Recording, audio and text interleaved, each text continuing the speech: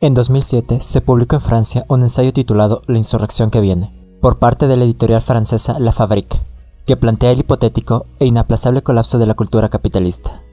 Se atribuye su autoría a El Comité Invisible, siendo un trabajo en conjunto por parte de un grupo anónimo y conformado en parte por los 9 de Tarnac, que recibe su nombre por la comuna fundada en 2005 por Julien Coupat. No se puede aseverar la identidad real del autor o autores de la obra, pero la policía francesa atribuye la creación del libro al activista político francés Julien Coupat, el cual fue acusado del sabotaje en las líneas del tren de alta velocidad francesa en la noche del 7 al 8 de noviembre de 2008. Los dos puntos sobre los que el libro hace mayor énfasis son la crisis financiera a finales del 2000 y el impacto ambiental como síntomas del decline del capitalismo. Puedo decir que tras leer la obra La insurrección que viene, hubo muchos puntos en los que estuve de acuerdo y otros tantos en los que discrepaba completamente. Sin embargo, mi objetivo en esta ocasión es presentarte la obra, que llegue a ti, porque hay mucho conocimiento que debe ser compartido, no como el hecho de que éste se acepte como un dogma y no admita la réplica, sino como fuente de futuras críticas profundas y actos reflexivos que puedan ayudarte a crecer, a generar una mejor visión de la realidad en la que vives, en la que vivimos. A continuación compartiré con ustedes los 3 primeros capítulos de La insurrección que viene.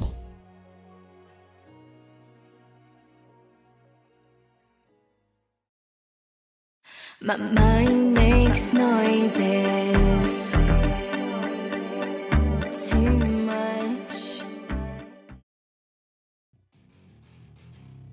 Primer círculo.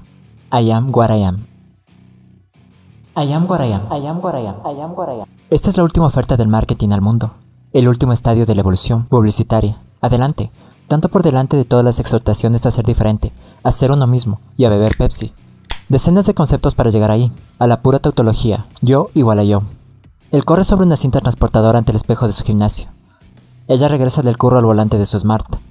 ¿Van a reunirse? Je suis ce que je suis. Mi cuerpo me pertenece. Yo soy mío. Tú eres tuyo. Y esto va mal. Personalización de la masa. Individualización de todas las condiciones, de vida, de trabajo, de desgracia, esquizofrenia difusa, depresión rampante, atomización en finas partículas, histerización del contacto. Cuanto más quiero ser yo, más tengo el sentimiento de vacío. Cuanto más me exploto, más me agoto. Cuanto más corro, más fatigado estoy. Yo tengo, tú tienes, nosotros tenemos, nuestro yo como una fastidiosa taquilla. Nos hemos convertido en representantes de nosotros mismos. Este extraño comercio, las gargantas de una personalización que tiene todo el aire, al final de una amputación. Nosotros garantizamos hasta la ruina con una torpeza más o menos disfrazada. Mientras tanto, yo gestiono. La búsqueda de mi yo, mi blog, mi apartamento, las últimas tonterías de la moda, las historias de pareja, de culos, aquello que fabrica las prótesis necesarias para tener un yo. Sí, la sociedad. Nos hubiera convertido en esta abstracción definitiva. Designaría el conjunto de los apoyos existenciales, que se me tienden para permitirme ir tirando todavía. El conjunto de las dependencias que he contratado al precio de mi identidad. El minusválido es el modelo de la ciudadanía que viene. No deja de ser premonitorio que las asociaciones que le explotan reivindiquen para él el papel de regreso a la existencia. La conminación, por todas partes, a ser alguien, mantiene el estado patológico que hace necesaria esta sociedad. La conminación a ser fuerte produce la debilidad por la que se mantiene, hasta el punto de que todo parece tomar un aspecto terapéutico. Igual trabajar que amar, todos los ¿qué tal? Que se intercambian a lo largo de un día, suenan otras tantas tomas de temperatura que, en una sociedad de pacientes, se administran unos a otros. La sociabilidad actual está hecha de 1000 pequeños nichos, de 1000 pequeños refugios donde se está caliente, donde siempre se está mejor que en el gran frío de afuera, donde todo es falso, pues no es más que un pretexto para calentarse, donde nada puede surgir porque estar ahí es estar sordamente ocupados en tirar todos juntos. Esta sociedad pronto no se soportará, sino por la tendencia de todos sus átomos sociales hacia una ilusoria curación. Es una central que obtiene su potencial de una gigantesca retención de lágrimas siempre a punto de derramarse. I am what I am. I am what I am. I am what... Nunca la dominación ha encontrado una palabra de orden más insospechada. El mantenimiento del yo en un estado de semirruina permanente, en un medio desfallecimiento crónico, es el secreto mejor guardado del actual orden de las cosas. El yo débil, deprimido, autocrítico, virtual es esencialmente este sujeto indefinidamente adaptable, que precisa una producción basada en la innovación, la acelerada obsolescencia de las tecnologías, el constante cambio de las normas sociales, la flexibilidad generalizada. Es a la vez el consumidor más voraz y, paradójicamente, el yo más productivo, el que se arrojará con la mayor energía y avidez sobre el menor proyecto, para regresar más tarde a su estado larvario original. Sé que je suis. Entonces, atravesado desde la infancia por los flujos de leche, de olores, de historias, de sonidos, de afectos, de comptines, de sustancias, de gestos, de ideas, de impresiones, de miradas, de cantos y de comida. ¿Eso es lo que soy? Atado completamente a los lugares, a los sufrimientos, los ancestros, los amigos, los amores, los acontecimientos, las lenguas, los recuerdos, a toda clase de cosas que, evidentemente, no soy yo. Todo lo que me ata al mundo, todos los vínculos que me constituyen, todas las fuerzas que me habitan o tejen una identidad, como la que se me incita a blandir, sin una existencia, singular, común, viviente y en la que emerge en algunas partes, en algunos momentos, eso que llamo yo. Nuestro sentimiento de inconsistencia no es sino el efecto de esa tonta creencia en la permanencia del yo y del escaso cuidado que ponemos en aquello que nos produce. Da vértigo ver presidir así sobre un rascacielos de Shanghái el I am what I am, I am what I am, I am de Reebok.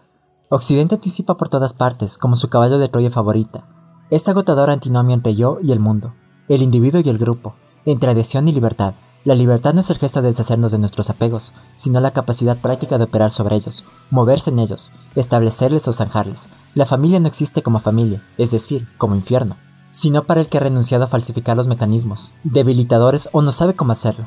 La libertad de desgarrarse siempre ha sido el fantasma de la libertad. No nos liberamos de aquello que nos traba, sin perder al mismo tiempo aquello sobre lo que nuestras fuerzas podrían actuar. I am what I am. Pues, no una simple mentira, una simple campaña de publicidad, sino una campaña militar, un grito de guerra dirigido contra todo lo que hay entre los seres, contra todo lo que circula indistintamente, todo lo que une invisiblemente, todo lo que obstaculiza la perfecta desolación, contra todo lo que hace que existamos y que el mundo no tenga por todas partes el aspecto de una autopista, de un parque de atracciones o de una nueva ciudad. Puro aburrimiento, sin pasión y bien ordenado, espacio vacío helado, por donde no transitan más que los cuerpos matriculados, las moléculas automóviles y las mercancías ideales. Francia no es la patria de los ansiolíticos, el paraíso de los antidepresivos, la meca de la neurosis, sin ser simultáneamente el campeón europeo de la productividad horaria. La enfermedad, la fatiga, la depresión pueden ser tomadas como los síntomas de lo que es necesario curar. Entonces trabajan para el mantenimiento del orden existente, para mi dócil adaptación a las normas débiles, para la modernización de mis apoyos. Ocultan, dentro de mí, la selección de las inclinaciones oportunas, conformes, productivas y aquellas en las que se necesita aceptar tranquilamente la pérdida. Es preciso saber cambiar, tú sabes. Pero, tomados como hechos, mis carencias también pueden contribuir al desmantelamiento de la hipótesis del yo. Se convierten en actos de resistencia en la guerra que se libra. Se vuelven rebelión y centro de energía contra todo lo que conspira para normalizarnos, para amputarnos. El yo no es quien está en crisis en nosotros, sino la forma con que se busca imprimirlo en nosotros. Se quiere hacer de nosotros unos yo, claramente delimitados, separados, clasificables y sensables por cualidades. En resumen, controlables. Cuando somos criaturas entre las criaturas, singularidades entre nuestros semejantes, carne viva tejiendo la carne del mundo, contrariamente a lo que se nos repite desde la infancia. La inteligencia no consiste en saber adaptarse, o si esto es una inteligencia, es la de los esclavos. Nuestra inadaptación, nuestra fatiga no son problemas más que desde el punto de vista de quien nos quiere someter. Siempre señalan un punto de partida, un punto de confluencia, para complicidades inéditas. Evidencian un paisaje de otro modo más deteriorado, pero infinitamente más repartible que todas las fantasmagorías que esta sociedad mantiene sobre sus cuentas. No estamos deprimidos, estamos en huelga. Para quien rechaza gestionarse, la depresión no es un estado, sino un pasaje, un hasta luego, un paso al lado hacia una desafiliación política. A partir de ahí, no queda otra conciliación más que la médica y la policial. Para ello está bien que esta sociedad no teme imponer el Ritalin a sus niños, más despiertos. Inicia cualquiera en las dependencias farmacéuticas y pretenda detectar desde los 3 años los problemas de comportamiento, porque es la hipótesis del yo lo que se agrieta por todas partes.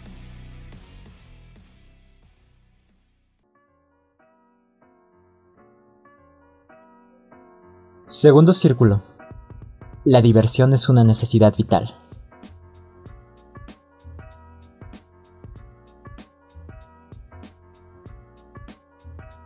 Un gobierno que declara el estado de excepción contra los gamines de 15 años, un país que pone su salud en manos de un equipo de futbolistas, un poli en la cama de un hospital que se queja de haber sido víctima de violencias, un prefecto que decreta la detención de los que se construyen cabañas en los árboles, 2 niños de 10 años en Cheles, acusados del incendio de una ludoteca. Esta época destaca por lo grotesco de una situación de la que parece querer escapar a cada paso. Hay que decir que los medios de comunicación nos ahorran esfuerzos para ahogar en las manifestaciones de la queja y la indignación, el estruendo de la risa con que deberían recoger noticias similares. Un estado de carcajada desatada. Es la respuesta adecuada a las graves cuestiones que se complacen agitar la actualidad. Para comenzar por la más manida, no existe la cuestión de la inmigración. ¿Qué añade donde ha nacido? ¿Quién vive donde ha crecido? ¿Quién trabaja donde vive? ¿Quién vive allí donde vivían sus ancestros? ¿Y de quién son los niños de esta época? ¿De la tele o de sus padres? La verdad es que hemos sido masivamente arrancados de cualquier pertenencia, que no somos sino parte de nada, y que a resultas de esto, tenemos a la vez que una inédita disposición para el turismo, un innegable sufrimiento. Nuestra historia es la de las colonizaciones, las inmigraciones, las guerras, los exilios, la destrucción de todos los arraigos. Es la historia de todo lo que ha hecho de nosotros extranjeros en este mundo, invitados a nuestra propia familia. Hemos sido expropiados de nuestra propia lengua, por la enseñanza, de nuestras canciones por las variedades, de nuestra carne por la pornografía masiva, de nuestra ciudad por la policía, de nuestros amigos por el salario. A todo ello se añade, en Francia, el trabajo de individualización feroz y secular, realizado por un poder estatal que apunta, compara, disciplina y separa a sus sujetos más jóvenes, que tritura instintivamente las solidaridades que se le escapan, a fin de que no quede más que la ciudadanía, la pura pertenencia, fantasmagórica, a la república. El francés es el desposeído, por encima de cualquier otro, el miserable. Su odio por lo extranjero se funde con el odio de sí mismo como extraño. Su envidia mezclada de pavor por las ciudades no habla sino de resentimiento por todo lo que ha perdido. No puede impedir envidiar esos barrios llamados de relegación, donde todavía persisten un poco de vida común, algunos lazos entre los seres, algunas solidaridades no estatales, una economía informal, una organización que todavía no es indiferente a los que se organizan. Hemos llegado a este punto de privación donde la única manera de sentirse francés es echar peste sobre los emigrantes, contra aquellos que son más visiblemente extranjeros como yo. Los inmigrantes tienen en este país una curiosa posición de soberanía. Si no estuviesen ahí, puede que los franceses ya no existieran. Francia es un producto de su escuela, y no a la inversa. Vivimos en un país excesivamente escolar, donde se recuerda el paso por el bachillerato como un momento señalado de la vida, donde los jubilados te cuentan todavía su fracaso, 40 años atrás, en tal o cual examen. ¿Y cuánto pesó esto en toda su carrera, en toda su vida?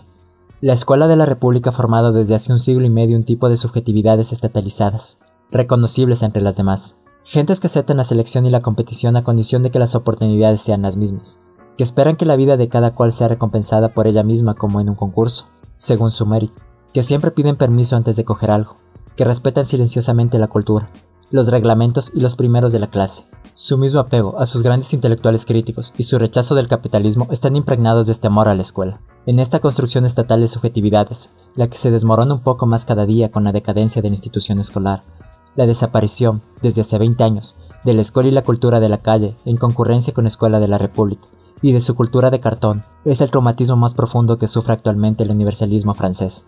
Sobre este punto, la extrema derecha se reconcilia por adelantado con la más virulenta izquierda.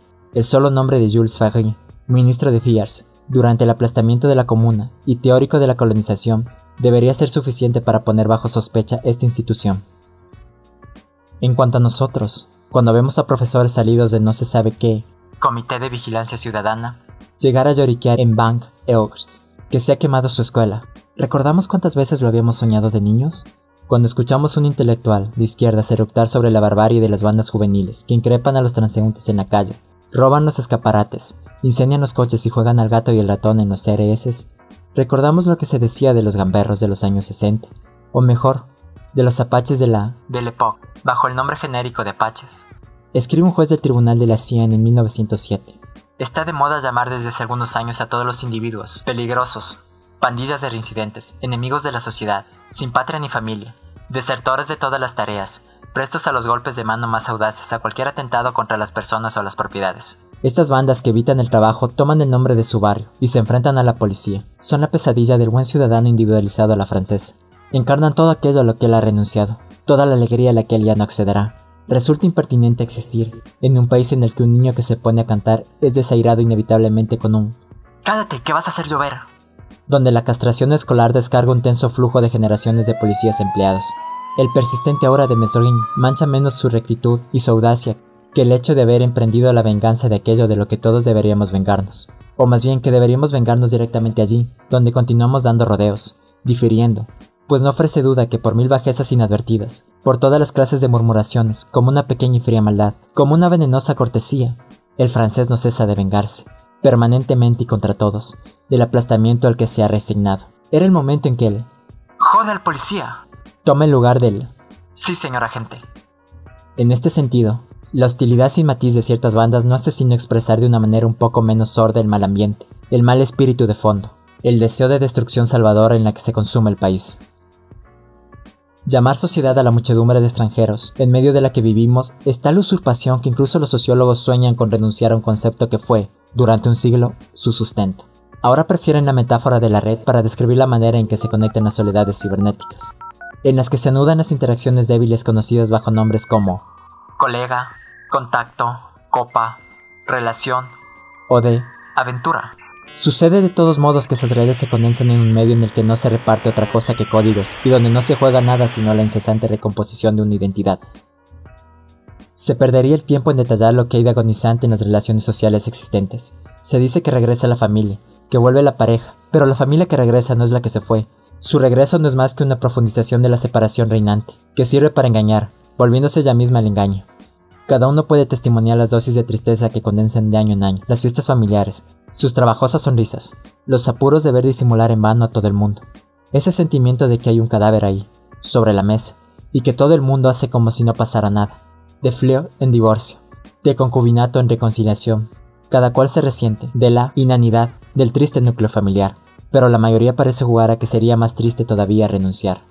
La familia no es tanto la asfixia de la empresa maternal o el patriarcado, de las tortas en la cara, sino este abandono infantil a una dependencia algodonosa, en la que todo es conocido, este momento de indiferencia frente a un mundo en el que nada puede negar que se derrumba, un mundo en el que devenir autónomo es un eufemismo que significa haber encontrado un patrón. Se quisiera encontrar en la familiaridad biológica, la excusa para corroer dentro de nosotros cualquier determinación ligeramente rompedora, para hacernos renunciar, con el pretexto de que se nos ha visto crecer, un volverse viejo, como por causa de la gravedad que hay en la infancia. De esta corrosión es necesario preservarse. La pareja es como el último escalón de la gran catástrofe social. Es el oasis en medio del desierto humano. Se viene a buscar en ella bajo los auspicios de lo íntimo todo lo que ha desertado tan evidentemente de las relaciones sociales contemporáneas. El calor, la sencillez, la verdad, una vida sin teatro ni espectador. Pero pasado el aturdimiento amoroso, la intimidad termina en su deserción. Ella misma es un invento social. Habla el lenguaje de la prensa femenina y de la psicología. Es como el resto blindado de las estrategias hasta el hastío. En esto no hay más verdad que en cualquier otra cosa, donde también dominan la mentira y las leyes de extranjería. Y cuando, por fortuna, se la encuentra, esta verdad apela a una repartición que desmiente la propia forma de la pareja. El por qué los seres se aman es también lo que les vuelve amables, y arruina la utopía del autismo entre dos. En realidad, la descomposición de todas las formas sociales es una oportunidad. Es para nosotros la condición ideal para una experimentación masiva, salvaje, de nuevos arreglos, de novedosas fidelidades. La famosa dimisión paterna nos ha impuesto una confrontación con el mundo que ha ganado para nosotros una precoz lucidez y que augura bellas revueltas. En la muerte de la pareja, vemos nacer inquietantes formas de afectividad colectiva, ahora que el sexo es usado hasta la saciedad, que la virilidad y la feminidad son unos viejos vestidos apolillados, que 3 decenios de continuas innovaciones pornográficas han agotado los atractivos de la transgresión y la liberación. Lo que hay de incondicional en los lazos de parentesco, contamos con hacerlo la armadura de una solidaridad política tan impenetrable a la injerencia estatal como un campamento de gitanos.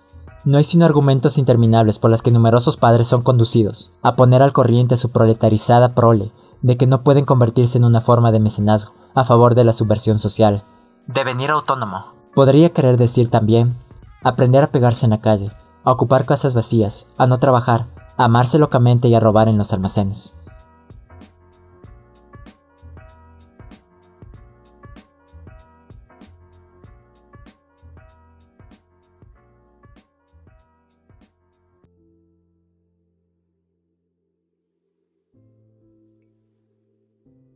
Tercer círculo. La vida, la salud, el amor son precarios. ¿Por qué habría de escapar el trabajo a esta ley? No hay una cuestión tan embrollada en Francia como la del trabajo. No hay relación más enrevesada que la de los franceses con el trabajo. Id a Andalucía, a Argelia, a Nápoles. En el fondo, se desprecia el trabajo. Id a Alemania, a los Estados Unidos, a Japón. Se sueña con el trabajo. Las cosas cambian, es verdad. Hay muchos otaku en Japón. Frohe Arbeitslose en Alemania. y Workaholics en Andalucía. Pero por el momento, estos no son más que curiosidades. En Francia, se emplean manos y pies para trepar por la jerarquía, pero se halaga en privado el no trabajar más que el otro. Se queda a trabajar hasta las 10 de la noche cuando el curro está desbordado, pero nunca hubo escrúpulos en robar, por aquí y por allá, material de la oficina, o en purgar del stock de la caja las piezas defectuosas para venderlas luego. Tener trabajo es un honor, y trabajar una marca de servilismo. En resumen, el perfecto cuadro clínico de la histeria. Se ama detestando, se detesta amando, y cada uno sabe del estupor y el desarraigo que golpea al histérico cuando éste pierde a su víctima, a su maestro. Lo más frecuente es que no se restablezca. En este país, en el fondo político, que es Francia, el poder industrial siempre ha sido sumiso al poder estatal. La actividad económica nunca ha dejado de estar desconfiadamente dirigida por una administración puntillosa. Los grandes patronos que no provienen de la nobleza de Estado, por vía Polytechnique N, son los parias del mundo de los negocios donde se admite, en secreto, que dan un poco de lástima. Bernard Tapie es un trágico héroe, adulado un día, en la cárcel el siguiente, siempre intocable. Que ahora cambie de escena no tiene nada de sorprendente, contemplándole como se contempla un monstruo. El público francés le mantiene a distancia y, por el espectáculo de una tan fascinante infamia, se preserva de su contacto. Pese al gran bluff de los años 80, el culto a la empresa nunca arraigó en Francia. El que escribe un libro para vilipendiarla tiene un seguro bestseller. Los managers, sus costumbres y su literatura sirven para pavonearse en público, pero dejan a su alrededor un cordón sanitario de burla sorda, un océano de desprecio, un mar de sarcasmos. El empresario no forma parte de la familia, como máximo. En la jerarquía de lo detestable, se le prefiere al policía. Ser funcionario sigue siendo, contra viento y marea, contra los Golden Boys y las privatizaciones, la definición aceptada de un buen trabajo. Se puede envidiar la riqueza de los que la poseen, pero no se envidia su puesto.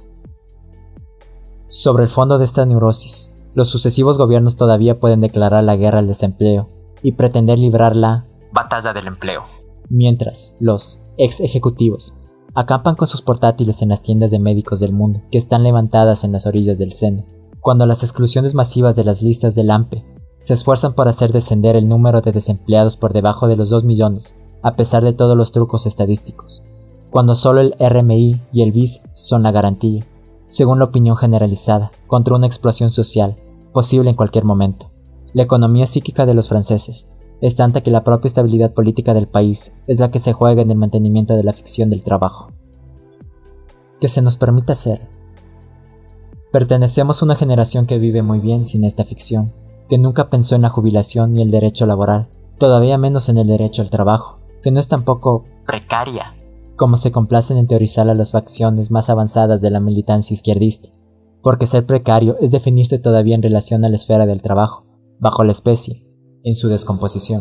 Admitimos la necesidad de ganar dinero, que importan los medios para ello, porque en el presente es imposible pasar sin él, pero no la necesidad de trabajar. Por cierto, nosotros no trabajamos, nosotros chupamos. La empresa no es un lugar en el que nosotros existimos, es un lugar que atravesamos. No somos cínicos, somos solo reticentes a dejar que abusen de nosotros. Los discursos sobre la motivación, la calidad, la inversión personal nos revelan para mayor angustia de los gestos de recursos humanos. Se dice que estamos decepcionados de la empresa, que ésta no ha pagado la lealtad de nuestros padres, despedidos demasiado a la ligera. Se miente. Para estar frustrado es necesario haber esperado algo. Y nosotros nunca hemos esperado nada de ella. La vemos como lo que es, y nunca ha dejado de ser, un juego para víctimas de confort variable. Solo lamentamos que nuestros padres hayan mordido el anzuelo. Dux du moins, Guyan Crow. La confusión de sentimientos que rodea la cuestión del trabajo se puede explicar así. La noción de trabajo siempre está oculta bajo 2 dimensiones contradictorias. Una dimensión de explotación y una dimensión de participación. Explotación de la fuerza de trabajo individual y colectiva, por la apropiación privada social de la plusvalía. Participación en una obra común mediante los lazos que se tejen entre los que cooperan, en el seno del universo productivo. Las 2 dimensiones están viciadamente confusas en la noción del trabajo, lo que explica la indiferencia de los trabajadores, a fin de cuentas ante la retórica marxista, que niega la dimensión participativa, como ante la retórica del management, que niega la dimensión explotadora.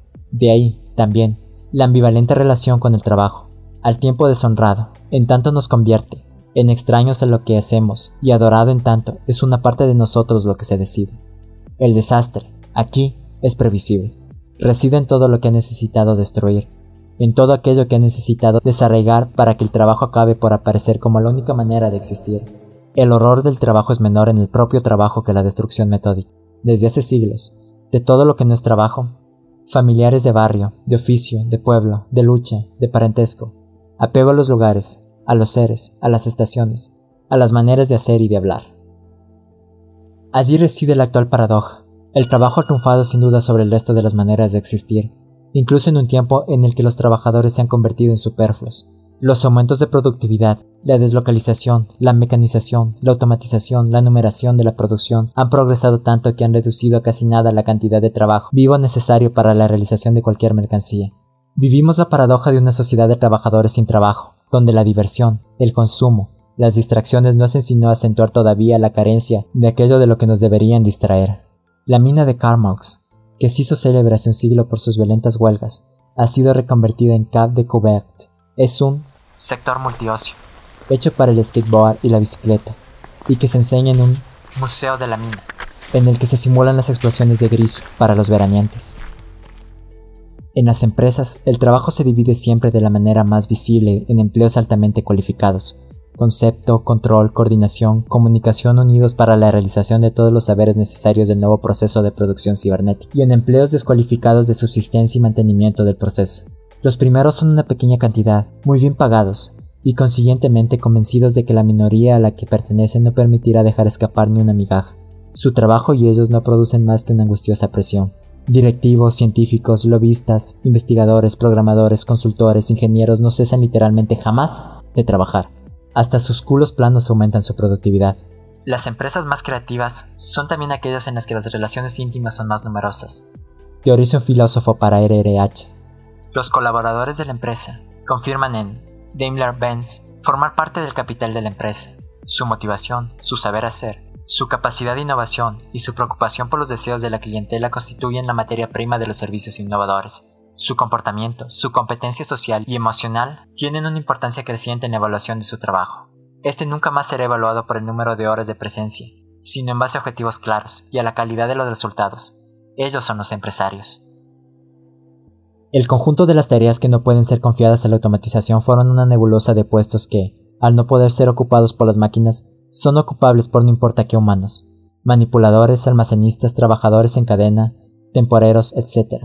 Esta flexible mano de obra, indiferenciada, que pasa de una tarea a otra y nunca se queda demasiado tiempo en una empresa, no puede constituirse en una fuerza, no estando nunca en el centro de los procesos de producción, sino pulverizada en una multitud de intersticios, ocupada en tapar los agujeros de lo que no ha sido mecanizado. El interino es la figura de este obrero que nunca es uno, que no tiene otro oficio sino las capacidades que ven a lo largo de sus tareas, y en las que la disponibilidad es todavía un trabajo. Al margen de este núcleo de trabajadores eficaces, necesarios para el buen funcionamiento de la máquina, se extienden a partir de ahora una mayoría convertida en supernumeraria, que es ciertamente útil al flujo de la producción, pero no mucho, y que empuja a la máquina hacia el riesgo, en su desocupación, de ponerse a sabotearla. La amenaza de una desmovilización general es el fantasma que se parece al actual sistema de producción. A la pregunta, ¿por qué trabajar entonces? No todo el mundo responde como aquel ex armis a la liberación. Por mi bienestar, es necesario que me ocupe de algo. Existe un serio riesgo de que terminemos por encontrar un empleo a nuestra desocupación. Esta población flotante debe ser ocupada, o mantenida. ¿O es que no se ha encontrado al día de hoy un método disciplinario mejor que el asalariado? ¿Será entonces necesario continuar el desmantelamiento de las experiencias sociales para devolver al regazo salarial a los más rebeldes, a los que no se rinden ante la alternativa entre morir de hambre y poder irse en la cárcel? La explosión del sector esclavista de los servicios personales debe seguir.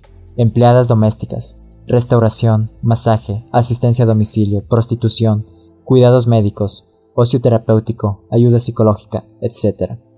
Todo ello acompañado de una continua revalorización de las normas de seguridad, de higiene, de conducta y de cultura, de una aceleración en la fugacidad de las modas, que asientan por sí mismas la necesidad de estos servicios.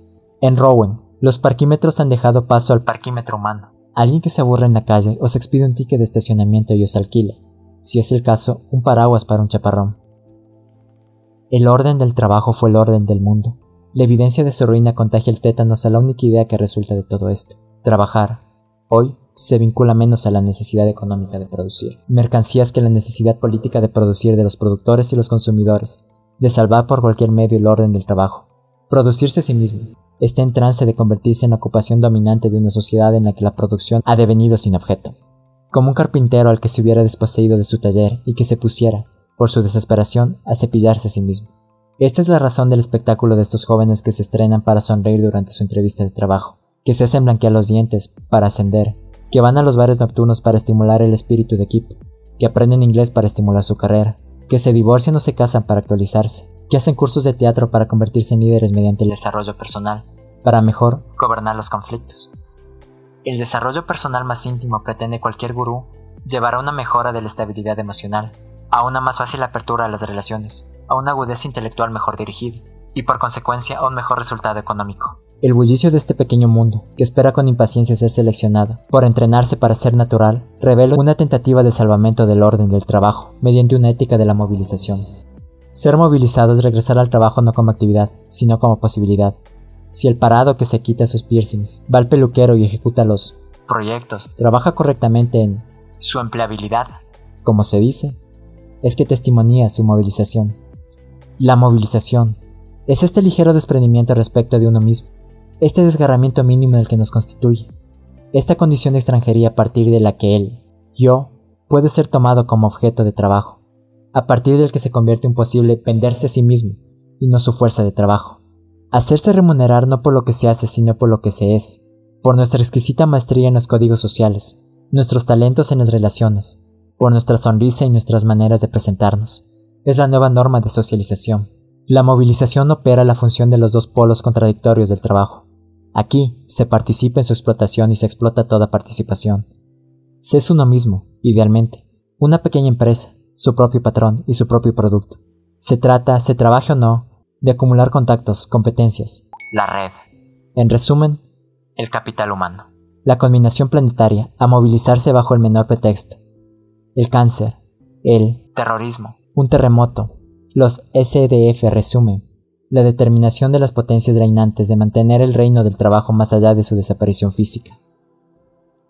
La presente apariencia de producción es, pues, de un lado, esta gigantesca máquina de movilizar psíquicamente y físicamente, de chupar la energía de los seres humanos convertidos en excedentarios, y otro es esta máquina de clasificar que determina la supervivencia de las subjetividades conformes y abandona a los individuos de riesgo, a todos aquellos que encarnan otro empleo de la vida, y por tanto resisten. De un lado, se hace vivir a los fantasmas, y por otro se deja morir a los vivos. Esta es la función, propiamente política del presente aparato de producción. Organizarse por todo está contra el trabajo, desertar colectivamente del régimen de la movilización, manifestar la existencia de una vitalidad y de una disciplina en la propia desmovilización, es un crimen que una civilización desesperada no puede perdonarnos. Esta es la única manera efectiva de sobrevivir a ella.